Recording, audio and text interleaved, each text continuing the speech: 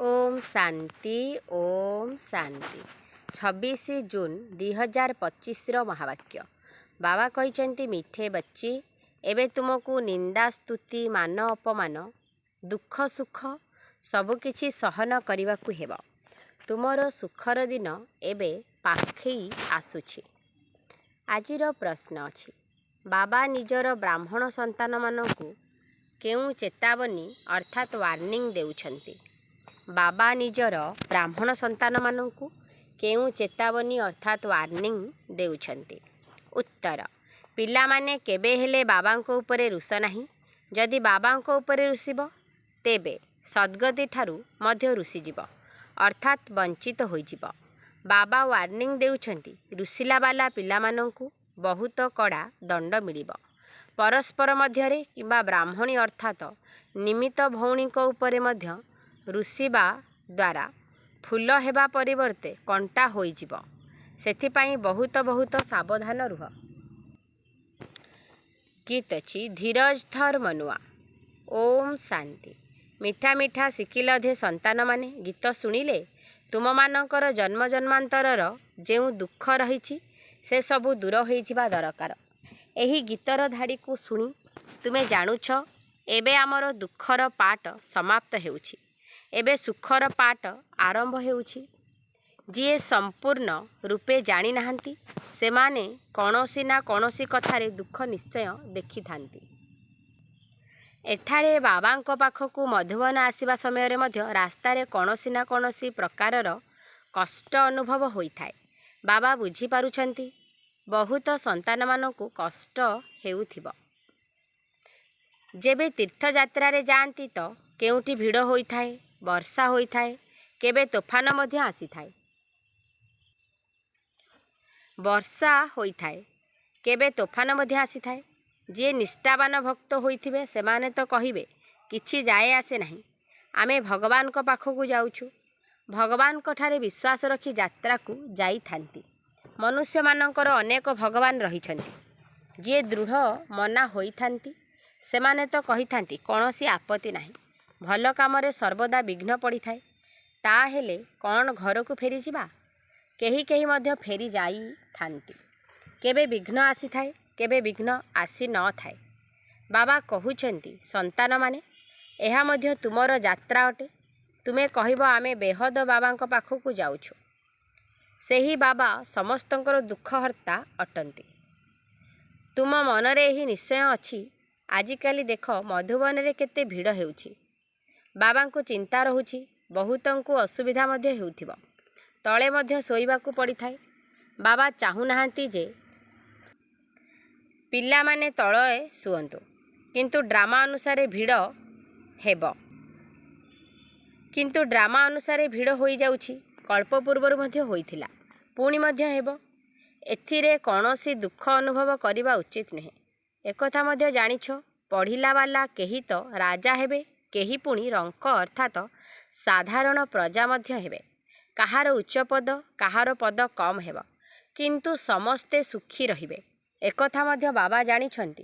केतेक संतान अपरिपक्व रहिछन्ति, जेउ माने कि कौनसी असुविधा सहन करि पारु नाहंती।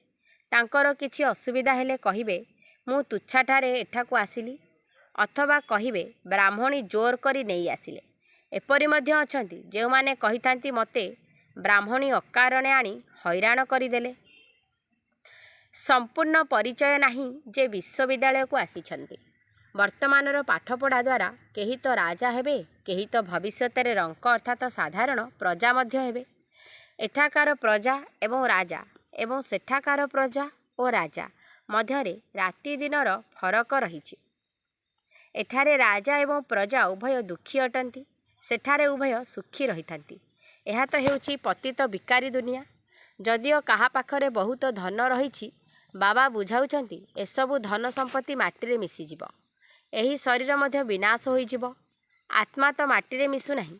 केते बड़ बड़ साहुकार धनी व्यक्ति अछन्ति बिरला सदृश, किंतु सेमानकु कोन जଣା अछि जे वर्तमान एही पुराना दुनिया बदलुछि। जानिथिले तुरंत आसी जाई थांते। तुमे कहुछ ना एठाकु भगवान आसुछन्ति, ताहाले कुआडे जिबे? ବାବାଙ୍କ ବିନା କାହାକୁ ସଦ୍ଗତି ମିଳିପାରିବ ନାହିଁ। ଯଦି କେହି ରୁଷିଗଲେ ତେବେ କହିବା ସଦ୍ଗତିରୁ ରୁଷିଗଲେ। ଏପରି ବହୁତ ରୁଷିବେ ଏବଂ ତାଙ୍କର ଅଧୋଗତି ହେବ। ଆଶ୍ଚର୍ଯ୍ୟବତ ଶୁଣନ୍ତି, ନିଶ୍ଚୟ ବୁଦ୍ଧି ହୁଅନ୍ତି, କେହି ତ ବୁଝୁଛନ୍ତି। ଏହା ବିନା ଆଉ କୌଣସି ରାସ୍ତା ନାହିଁ। ବାବାଙ୍କ ପାଖରୁ ତ ସୁଖ ଏବଂ ଶାନ୍ତିର ସମ୍ପତ୍ତି ମିଳିବ। ଏହାଙ୍କ ବିନା ସୁଖ ଶାନ୍ତି ମିଳିବା ଅସମ୍ଭବ ଅଟେ। ଯେବେ ବହୁତ ଧନ ଥିବ ତେବେ ତ ସୁଖ ମିଳିବ। ଧନରେ ହିଁ ସୁଖ ରହିଥାଏ ନା? ମୂଳ ବତନରେ ତ ଆତ୍ମାମାନେ ଶାନ୍ତିରେ ଥାନ୍ତି। କେହି କହୁଛନ୍ତି ମୋର ପାଟ ନଥିଲେ ମୁଁ ସର୍ବଦା ସେଠାରେ ରହିଥାନ୍ତି। କିନ୍ତୁ ଏପରି କହିଲେ କିଛି ହେବ ନାହିଁ। ପିଲାମାନଙ୍କୁ ବୁଝାଯାଇଛି ଏହା ପୂର୍ବ ପ୍ରସ୍ତୁତ ଖେଳ ଅଟେ। ବହୁତ ଅଛନ୍ତି ଯିଏକି କିଛି ନା କିଛି କାରଣରୁ ସଂଶୟ ବୁଦ୍ଧି ହୋଇ ବାବାଙ୍କ ହାତ ଛାଡ଼ି ଦେଉଛନ୍ତି। ବ୍ରାହ୍ମଣୀଙ୍କ ଉପରେ ରୁଷିଥାନ୍ତି ଅଥବା ପରସ୍ପର ମଧ୍ୟରେ ରୁଷି ପାଠପଢ଼ା ଛାଡ଼ି ଦେଉଛନ୍ତି। ଏବେ ତୁମେ ଏଠାକୁ ଫୁଲ ହେବା ପାଇଁ ଆସିଛ। ଅନୁଭବ କରୁଛ ବାସ୍ତବରେ ଆମେ କଣ୍ଟାରୁ ଫୁଲ ହେଉଛୁ। ତେଣୁ ଫୁଲ ନିଶ୍ଚୟ ହେବାକୁ ପଡ଼ିବ। କାହାର କିଛି କିଛି ସଂଶୟ ଆସୁଛି, ଅମୁକ ଏପରି କରୁଛି, ଇଏ ଏହିପରି, ସେଥିପାଇଁ ମୁଁ ଆଉ ଆସିବି ନାହିଁ। ବାସ୍ ରୁଷି ଯାଇ ଘରେ ବସି ଯାଉଛନ୍ତି। ବାବା କହୁଛନ୍ତି ଆଉ ସମସ୍ତଙ୍କ ଉପରେ ରୁଷ, କିନ୍ତୁ ବାବାଙ୍କ ଉପରେ କେବେ ହେଲେ ରୁଷ ନାହିଁ। ବାବା କହୁଛନ୍ତି ଆଉ ସମସ୍ତଙ୍କ ଉପରେ ରୁଷ, କିନ୍ତୁ ବାବାଙ୍କ ଉପରେ କେବେ ହେଲେ ରୁଷ ନାହିଁ।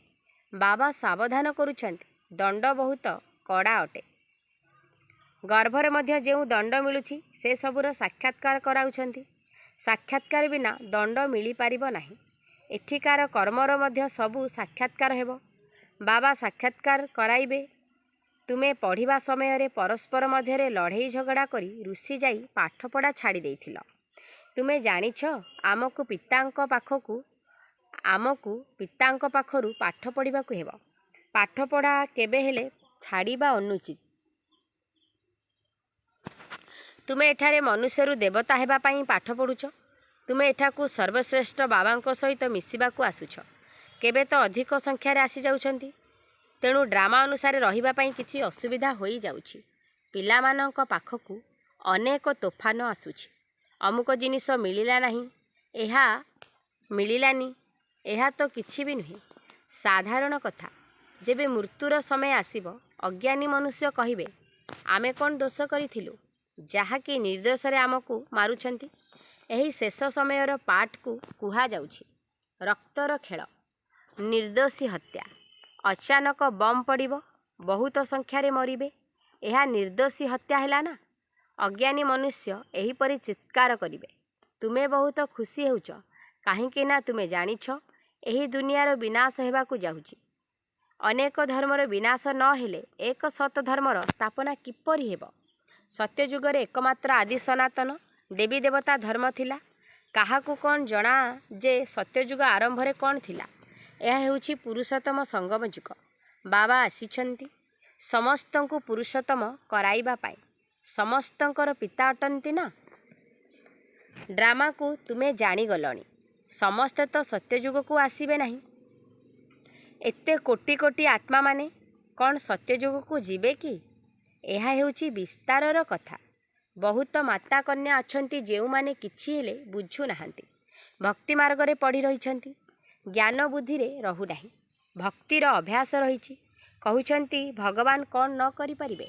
ମୃତ ବ୍ୟକ୍ତିଙ୍କୁ ଜୀବିତ କରିପାରିବେ। ବାବାଙ୍କ ପାଖକୁ ଆସୁଛନ୍ତି, କହୁଛନ୍ତି ଅମୁକ ବ୍ୟକ୍ତି ମୃତ ବ୍ୟକ୍ତିକୁ ଜୀବିତ କରିପାରିଲେ। ତେବେ କ'ଣ ଭଗବାନ ଏହି କାମ କରିପାରିବେ ନାହିଁ? କେହି ଯଦି କିଛି ଭଲ କାମ କଲେ ତେବେ ତାଙ୍କର ମହିମା କରିବାରେ ଲାଗି ପଡ଼ିଥାନ୍ତି।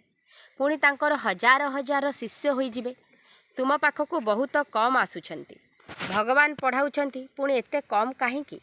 ଏପରି ମଧ୍ୟ ବହୁତ କହୁଛନ୍ତି ଆରେ ଏଠାରେ ମରିବାକୁ ହେବ, ଅର୍ଥାତ୍ ସବୁକିଛି ତ୍ୟାଗ କରିବାକୁ ହେବ। ସେଠାରେ କର୍ଣ୍ଣରସ ରହିଛି। ବହୁତ ଆକର୍ଷଣୀୟ ଭାବରେ ବସି ଗୀତା ଶୁଣାଉଛନ୍ତି। ଭକ୍ତମାନେ ବସି ଶୁଣୁଛନ୍ତି। ଏଠାରେ କର୍ଣ୍ଣରସର କିଛି କଥା ନାହିଁ। ତୁମକୁ କେବଳ କୁହାଯାଉଛି ଯେ ବାବାଙ୍କୁ ମନେ ପକାଅ। ଗୀତାରେ ମଧ୍ୟ କୁହାଯାଉଛି, ଗୀତାରେ ମଧ୍ୟ ଏହି ଅକ୍ଷର ଅଛି ମନ୍ମନା ଭବ। ବାବାଙ୍କୁ ମନେ ପକାଇଲେ ବିକର୍ମ ବିନାଶ ହେବ। ବାବା କହୁଛନ୍ତି ଆଚ୍ଛା ବ୍ରାହ୍ମଣୀ ଠାରୁ ଅଥବା ସେଣ୍ଟରରୁ ଋଷି ଯାଉଛନ୍ତି, ତେବେ ଏହି କାମ ତ କର ଆଉ ସବୁ ସଙ୍ଗ ଛାଡ଼ି ନିଜକୁ ଆତ୍ମା ଭାବ। ଏକ ବାବାଙ୍କୁ ହିଁ ମନେ ପକାଅ। ବାବା ହିଁ ପତିତ ପାବନ ଅଟନ୍ତି। କେବଳ ବାବାଙ୍କୁ ମନେ ପକାଇ ଚାଲ, ସ୍ୱଦର୍ଶନ ଚକ୍ର ଘୁରାଅ। ଏତିକି ମନେ ରଖିଲେ ମଧ୍ୟ ସ୍ୱର୍ଗକୁ ନିଶ୍ଚୟ ଆସିବ। ସ୍ୱର୍ଗରେ ଉଚ୍ଚପଦ ପୁରୁଷାର୍ଥ ଅନୁସାରେ ମିଳିବ। ସେଥିପାଇଁ ପ୍ରଜା ତିଆରି କରିବାକୁ ହେବ, ନଚେତ ରାଜତ୍ୱ କାହା ଉପରେ କରିବ? ଯିଏ ବହୁତ ପରିଶ୍ରମ କରୁଛନ୍ତି ସେହିମାନେ ହିଁ ଉଚ୍ଚପଦ ପାଇବେ। ଉଚ୍ଚପଦ ପାଇଁ କେତେ ବୁଦ୍ଧି ଖଟାଉଛନ୍ତି, ପୁରୁଷାର୍ଥ ନ କରି କେହି ରହିପାରିବେ ନାହିଁ। ତୁମେ ଜାଣିଛ ସର୍ବୋଚ୍ଚ ପତିତ ପାବନ ହେଉଛନ୍ତି ବାବା। ମନୁଷ୍ୟ ଭଲେ ମହିମା ଗାନ କରୁଛନ୍ତି କିନ୍ତୁ ଅର୍ଥ ବୁଝୁନାହାନ୍ତି। ଭାରତ କେତେ ସମୃଦ୍ଧିଶାଳୀ ଥିଲା। ଭାରତ ହେଉଛି ସ୍ୱର୍ଗ, ୱଣ୍ଡର ଅଫ୍ ୱାର୍ଲ୍ଡ। ଦୁନିଆର ସପ୍ତାଶ୍ଚର୍ଯ୍ୟ ମାୟାର ଅଟେ। ସାରା ଡ୍ରାମାରେ ଉଚ୍ଚରୁ ଉଚ୍ଚ ହେଉଛି ସ୍ୱର୍ଗ, ନିଚରୁ ନିଚ ହେଲା ନର୍କ। ଏବେ ତୁମେ ବାବାଙ୍କ ପାଖକୁ ଆସିଛ, ଜାଣିଛ ପ୍ରିୟ ବାବା କେତେ ଉଚ୍ଚରୁ ଉଚ୍ଚକୁ ନେଇ ଯାଉଛନ୍ତି। ତାଙ୍କୁ କିଏ ବା ଭୁଲିବ? ଯେଉଁ ସ୍ଥାନକୁ ଗଲେ ମଧ୍ୟ କେବଳ ଗୋଟିଏ କଥା ମନେ ରଖ, ବାବାଙ୍କୁ ମନେ ପକାଅ। ବାବା ହିଁ ଶ୍ରୀମତ ଦେଉଛନ୍ତି। ଭଗବାନ ଉବାଚ ନା କି ବ୍ରହ୍ମା ଭଗବାନ ଉବାଚ। ବେହଦର ବାବା ସନ୍ତାନମାନଙ୍କୁ ପଚାରୁଛନ୍ତି, ପିଲାମାନେ ମୁଁ ତୁମକୁ ଏତେ ଧନବାନ କରି ଯାଇଥିଲି, ପୁଣି ତୁମର ଦୁର୍ଗତି କିପରି ହେଲା? କିନ୍ତୁ ପିଲାମାନେ ଏପରି ଶୁଣୁଛନ୍ତି ଯେପରି କିଛି ବୁଝିପାରୁନାହାନ୍ତି। ପିଲାମାନଙ୍କୁ ଟିକେ କଷ୍ଟ ହେଉଛି, ଦୁଃଖ ସୁଖ ସ୍ତୁତି ନିନ୍ଦା ମଧ୍ୟ ସହନ କରିବାକୁ ପଡ଼ୁଛି। ଏଠାକାର ମନୁଷ୍ୟମାନଙ୍କୁ ଦେଖ, ପ୍ରାଇମ୍ ମିନିଷ୍ଟରଙ୍କୁ ପ୍ରଧାନମନ୍ତ୍ରୀଙ୍କୁ ମଧ୍ୟ ପଥର ମାରିବାକୁ ଡେରି କରୁନାହାନ୍ତି। କହୁଛନ୍ତି ସ୍କୁଲର ପିଲାମାନଙ୍କର ନ୍ୟୁ ବ୍ଲଡ଼ ଅଟେ। ତାଙ୍କର ବହୁତ ମହିମା କରୁଛନ୍ତି। ଭାବୁଛନ୍ତି ଯେ ଏମାନେ ଭବିଷ୍ୟତର ନୂଆ ନାଗରିକ ଅଟନ୍ତି। କିନ୍ତୁ ସେହି ଛାତ୍ରମାନେ ଦୁଃଖଦାୟୀ ହୋଇଯାଉଛନ୍ତି। କଲେଜକୁ ନିଆଁ ଲଗାଇ ଦେଉଛନ୍ତି, ପରସ୍ପରକୁ ଗାଳି ଦେଉଛନ୍ତି। ବାବା ବୁଝାଉଛନ୍ତି ଦୁନିଆର କ'ଣ ଅବସ୍ଥା ହୋଇଗଲାଣି। ଡ୍ରାମାର ଅଭିନେତା ହୋଇ ମଧ୍ୟ ଡ୍ରାମାର ଆଦି ମଧ୍ୟ ଅନ୍ତ ଏବଂ ମୁଖ୍ୟ ଅଭିନେତାକୁ ଜାଣିନାହାନ୍ତି। ତେବେ ତାଙ୍କୁ କ'ଣ କୁହାଯିବ? ବଡ଼ରୁ ବଡ଼ କିଏ? ତାଙ୍କର ଜୀବନ କାହାଣୀକୁ ତ ଜାଣିବା ଦରକାର ନା। କିନ୍ତୁ କିଛି ହେଲେ ବି ଜାଣିନାହାନ୍ତି। ବ୍ରହ୍ମା ବିଷ୍ଣୁ ଶଙ୍କରଙ୍କର ପାର୍ଟ କ'ଣ ରହିଛି? ଧର୍ମସ୍ଥାପକମାନଙ୍କର କ'ଣ ପାର୍ଟ ରହିଛି? ମନୁଷ୍ୟମାନେ ତ ଅନ୍ଧବିଶ୍ୱାସରେ ପଡ଼ି ସମସ୍ତଙ୍କୁ ପ୍ରିସେପ୍ଟର ଅର୍ଥାତ୍ ଗୁରୁ କହି ଦେଉଛନ୍ତି। ଗୁରୁ ତ ସିଏ ଯେ ସଦ୍ଗତି କରିଥାନ୍ତି। ସମସ୍ତଙ୍କର ସଦ୍ଗତିଦାତା ତ ଜଣେ ହିଁ ପରମପିତା ପରମାତ୍ମା ଅଟନ୍ତି। ସେ ପରମ ଗୁରୁ ଅଟନ୍ତି ଏବଂ ଜ୍ଞାନ ମଧ୍ୟ ଦେଉଛନ୍ତି। ତୁମକୁ ପଢ଼ାଉଛନ୍ତି ମଧ୍ୟ। ତାଙ୍କର ପାର୍ଟ ହିଁ ଆଶ୍ଚର୍ଯ୍ୟଜନକ ଅଟେ। ଆଦି ସନାତନ ଦେବୀ ଦେବତା ଧର୍ମର ସ୍ଥାପନା କରିବା ସହିତ ଅନ୍ୟ ସବୁ ଧର୍ମକୁ ବିନାଶ ମଧ୍ୟ କରାଉଛନ୍ତି। ଅନ୍ୟମାନେ ତ କେବଳ ଧର୍ମ ସ୍ଥାପନ କରୁଛନ୍ତି। ସ୍ଥାପନା ଏବଂ ବିନାଶ କରାଉଥିବା ଆତ୍ମାକୁ ହିଁ ଗୁରୁ କୁହାଯିବ ନା। ବାବା କହୁଛନ୍ତି ମୁଁ କାଳର କାଳ ଅଟେ। ଗୋଟିଏ ଧର୍ମର ସ୍ଥାପନା ବାକି ସବୁ ଧର୍ମର ବିନାଶ ହୋଇଯିବ, ଅର୍ଥାତ୍ ଏହି ଜ୍ଞାନ ଯଜ୍ଞରେ ସ୍ୱାହା ହୋଇଯିବେ।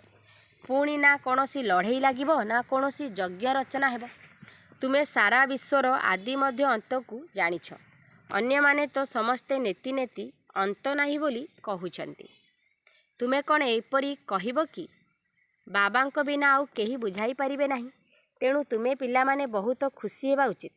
କିନ୍ତୁ ମାୟାର ମୁକାବିଲା ଏପରି କିନ୍ତୁ ଯେ ବାବାଙ୍କ ସ୍ମୃତି ମଧ୍ୟ ଭୁଲାଇ ଦେଉଛି। ତୁମମାନଙ୍କୁ ଦୁଃଖ ସୁଖ ମାନ ଅପମାନ ସବୁ କିଛି ସହନ କରିବାକୁ ହେବ। ଏମିତି ତ ଏଠାରେ କାହାରିକୁ ଅପମାନ କରାଯାଇ ନଥାଏ। ଯଦି ସେଭଳି କୌଣସି କଥା ଅଛି ତେବେ ବାବାଙ୍କୁ ଜଣାଇ ଦେବା ଉଚିତ। ସୂଚିତ ନ କଲେ ବହୁତ ବଡ଼ ପାପ ହୋଇଥାଏ। ବାବାଙ୍କୁ ଶୁଣାଇବା ଦ୍ୱାରା ତୁରନ୍ତ ତାଙ୍କୁ ସାବଧାନୀ ମିଳିବ। ଏହି ସର୍ଜନଙ୍କ ପାଖରେ କିଛି ବି ଲୁଚାଇବା ଅନୁଚିତ। ଇଏ ସର୍ବୋଚ୍ଚ ସର୍ଜନ ଅଟନ୍ତି। ଜ୍ଞାନରେ ଇଞ୍ଜେକ୍ସନ ଏହାକୁ କଜ୍ୱଳ ମଧ୍ୟ କହୁଛନ୍ତି। ଅଞ୍ଜନକୁ ଜ୍ଞାନ ସୁରମା ମଧ୍ୟ କୁହାଯାଏ। ଯାଦୁମନ୍ତ୍ର ଆଦିର କୌଣସି କଥା ନାହିଁ। ବାବା କହୁଛନ୍ତି ମୁଁ ଆସିଛି ତୁମକୁ ପତିତରୁ ପବିତ୍ର ହେବାର ଉପାୟ ବତାଇବା ପାଇଁ। ପବିତ୍ର ନ ହେଲେ ଧାରଣା ମଧ୍ୟ ହେବ ନାହିଁ। ଏହି କାମ ବିକାରରୁ ପୁଣି ପାପ ହୋଇଥାଏ। ଏହା ଉପରେ ବିଜୟ ପ୍ରାପ୍ତ କରିବାକୁ ହେବ। ନିଜେ ହିଁ ବିକାରଗ୍ରସ୍ତ ହେଲେ ଅନ୍ୟ କାହାକୁ କହିପାରିବ ନାହିଁ, ତାହା ତ ମହାପାପ ହୋଇଯିବ। ବାବା କାହାଣୀ ମଧ୍ୟ ଶୁଣାଉଛନ୍ତି। ପଣ୍ଡିତ କହିଲେ ରାମ ରାମ କହିବା ଦ୍ୱାରା ସାଗରରୁ ପାରି ହୋଇଯିବ। ମନୁଷ୍ୟ ଭାବୁଛନ୍ତି ପାଣିର ସାଗର ପାର ହୋଇଯିବ। ଯେପରି ଆକାଶର ଅନ୍ତ ନାହିଁ, ସେହିପରି ସାଗରର ମଧ୍ୟ ଅନ୍ତ ପାଇପାରିବ ନାହିଁ। ବ୍ରହ୍ମ ମହତ୍ତତ୍ୱର ମଧ୍ୟ ଅନ୍ତ ନାହିଁ। ଏଠାରେ ମନୁଷ୍ୟମାନେ ଅନ୍ତ ପାଇବା ପାଇଁ ପୁରୁଷାର୍ଥ କରୁଛନ୍ତି। ସତ୍ୟଯୁଗରେ କେହି ଏଭଳି ପୁରୁଷାର୍ଥ କରିବେ ନାହିଁ। ଏଠାରେ କେତେ ଦୂରକୁ ଗଲେ ମଧ୍ୟ ପୁଣି ଫେରି ଆସୁଛନ୍ତି। ଯଦି ପେଟ୍ରୋଲ ନଥିବ ତେବେ ଆସିବେ କିପରି? ଏହା ହେଉଛି ବୈଜ୍ଞାନିକମାନଙ୍କର ଅତି ଅହଙ୍କାର। ଏହାଦ୍ୱାରା ହିଁ ବିନାଶ କରିଦେଉଛନ୍ତି। ଉଡ଼ାଜାହାଜ ଦ୍ୱାରା ସୁଖ ମିଳୁଛି, ପୁଣି ଏହାଦ୍ୱାରା ଅତି ଦୁଃଖ ମଧ୍ୟ ମିଳୁଛି। ଆଚ୍ଛା, ମିଠା ମିଠା ଶିଖିଲ ଦେ ସନ୍ତାନମାନଙ୍କ ପ୍ରତି ମାତା ପିତା ବାପଦାଦାଙ୍କର ମଧୁର ସ୍ନେହ ସମ୍ପନ୍ନ ଶୁଭେଚ୍ଛା ଏବଂ ସୁପ୍ରଭାତ। ଆତ୍ମିକ ପିତାଙ୍କର ଆତ୍ମିକ ସନ୍ତାନମାନଙ୍କୁ ନମସ୍ତେ। ଆମ ଆତ୍ମିକ ସନ୍ତାନମାନଙ୍କର ଆତ୍ମିକ ମାତା ପିତାଙ୍କୁ ନମସ୍ତେ ନମସ୍ତେ ନମସ୍ତେ। ଧାରଣା ପାଇଁ ମୁଖ୍ୟ ସାରାଂଶ ପଏଣ୍ଟ ନମ୍ବର 1 ଅଛି, କୌଣସି କାରଣରୁ ପାଠପଢ଼ାକୁ ଛାଡ଼ିବାର ନାହିଁ। ଦଣ୍ଡ ବହୁତ କଠୋର। ସେଥିରୁ ରକ୍ଷା ପାଇବା ପାଇଁ ଅନ୍ୟ ସମସ୍ତ ସଙ୍ଗକୁ ଛାଡ଼ି ଏକମାତ୍ର ବାବାଙ୍କୁ ମନେ ପକାଇବାକୁ ହେବ। କେବେ ହେଲେ ରୁଷିବାର ନାହିଁ। ପଏଣ୍ଟ ନମ୍ବର 2, ଜ୍ଞାନ ରୂପକ ଇଞ୍ଜେକ୍ସନ ଅଥବା ଅଞ୍ଜନ ଏକମାତ୍ର ବାବା ହିଁ ଦେଇଥାନ୍ତି। ସେଥିପାଇଁ ସେହି ଅବିନାଶୀ ସର୍ଜନ ଅର୍ଥାତ୍ ଡାକ୍ତରଙ୍କ ପାଖରେ କୌଣସି କଥା ଲୁଚାଇବାର ନାହିଁ। ବାବାଙ୍କୁ ଶୁଣାଇବା ଦ୍ୱାରା ତୁରନ୍ତ ସାବଧାନୀ ମିଳିଯିବ। ବରଦାନ ଅଛି, ଶାରୀରିକ ସୁସ୍ଥତା, ମନର ଖୁସି ଏବଂ ଧନର ସମୃଦ୍ଧି ଦ୍ୱାରା ଶ୍ରେଷ୍ଠ ଭାଗ୍ୟବାନ ହୁଅ। ଶାରୀରିକ ସୁସ୍ଥତା, ମନର ଖୁସି ଏବଂ ଧନର ସମୃଦ୍ଧି ଦ୍ୱାରା ଶ୍ରେଷ୍ଠ ଭାଗ୍ୟବାନ ଭବ। ସଙ୍ଗମ ଯୁଗରେ ସର୍ବଦା ସ୍ୱସ୍ଥିତିରେ ସ୍ଥିତ ରହିବା ଦ୍ୱାରା ଶରୀରର କର୍ମଭୋଗ ମଧ୍ୟ ଶୂଳୀରୁ କଣ୍ଟା ହୋଇଯାଏ। ଶରୀରର ରୋଗକୁ ତୁମେମାନେ ଯୋଗରେ ପରିବର୍ତ୍ତନ କରିଦେଉଛ। ସେଥିପାଇଁ ସର୍ବଦା ସ୍ୱସ୍ଥ ଅର୍ଥାତ୍ ସୁସ୍ଥ ଅଟ। ମନ୍ମନାଭବ ସ୍ଥିତିରେ ରହିବା କାରଣରୁ ଖୁସିର ଖଣି ଦ୍ୱାରା ସର୍ବଦା ସମ୍ପନ୍ନ ଅଟ। ସେଥିପାଇଁ ମନର ଖୁସି ମଧ୍ୟ ତୁମକୁ ପ୍ରାପ୍ତ ହୋଇଛି ଏବଂ ଜ୍ଞାନଧନ ସବୁ ଧନଠାରୁ ଶ୍ରେଷ୍ଠ ଅଟେ। ଜ୍ଞାନଧନରେ ସମୃଦ୍ଧ ଆତ୍ମାମାନଙ୍କ ନିକଟରେ ପ୍ରକୃତି ମଧ୍ୟ ସ୍ୱତଃ ହିଁ ଦାସୀ ପାଲଟିଯାଏ ଏବଂ ତୁମର ସର୍ବ ସମ୍ବନ୍ଧ ମଧ୍ୟ ଜଣଙ୍କ ସାଥିରେ ହିଁ ରହିଛି ଏବଂ ସମ୍ପର୍କ ମଧ୍ୟ ହୋଲିହଂସ ବ୍ରାହ୍ମଣମାନଙ୍କ ସହିତ ମଧ୍ୟ ରହିଛି। ସେଥିପାଇଁ ଶ୍ରେଷ୍ଠ ଭାଗ୍ୟବାନ ହେବାର ବରଦାନ ସ୍ୱତଃ ହିଁ ପ୍ରାପ୍ତ ଅଟେ। ସ୍ଲୋଗାନ, ଯୋଗ ଏବଂ ସେବାର ସନ୍ତୁଳନ ରଖିବା ହିଁ ଡବଲ ତାଲା ଅଟେ। ଯୋଗ ଏବଂ ସେବାର ସନ୍ତୁଳନ ରଖିବା ହିଁ ଡବଲ ତାଲା ଅଟେ। ଅବ୍ୟକ୍ତ ଇସାରା, ଆତ୍ମିକ ସ୍ଥିତିରେ ରହିବାର ଅଭ୍ୟାସ କର ଏବଂ ଅନ୍ତର୍ମୁଖୀ ହୁଅ। ଆତ୍ମିକ ସ୍ଥିତିରେ ରହିବାର ଅଭ୍ୟାସ କର ଏବଂ ଅନ୍ତର୍ମୁଖୀ ହୁଅ। ଆଚ୍ଛା, ଓମ୍ ଶାନ୍ତି, ଓମ୍ ଶାନ୍ତି।